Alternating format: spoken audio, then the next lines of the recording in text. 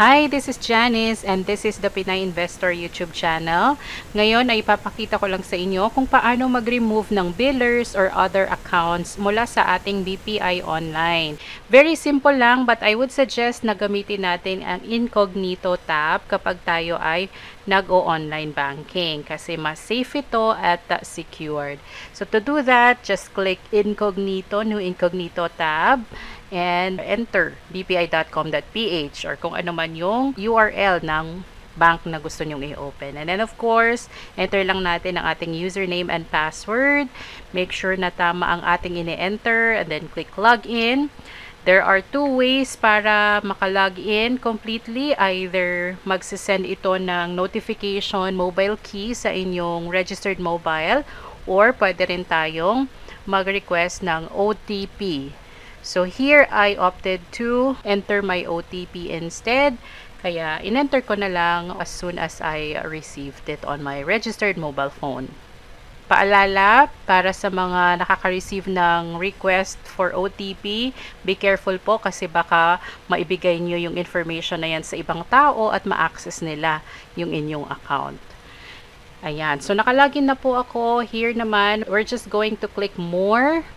And then, General Settings, scroll down sa baba, hanapin ang Manage Favorites. Dito makikita natin yung billers and other BPI accounts na naka-enroll.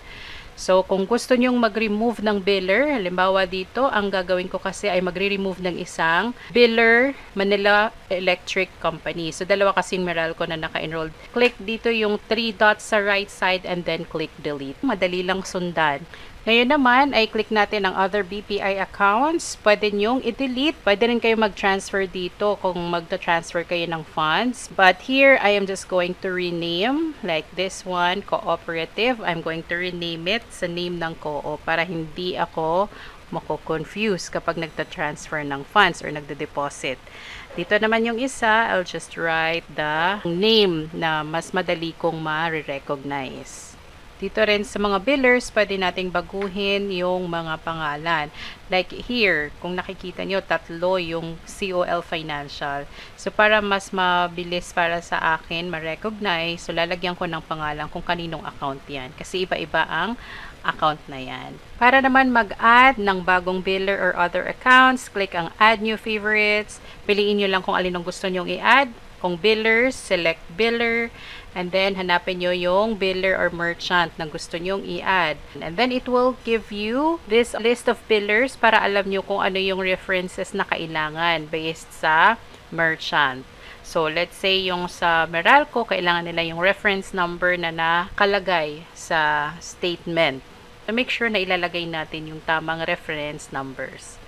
Ayan. So, here you can also add other bank accounts. Piliin nyo lang yung account, yung bank, like BDO, and then enter the right information. Account number, account name. So, once you have added that new biller or account, then just click continue and then save. And don't forget to log out from your BPI online banking account para secure ang ating online banking account. Thanks for watching this video. Sana po nakatulong, and please don't forget to like and hit subscribe kung hindi pa kayo nakasubscribe.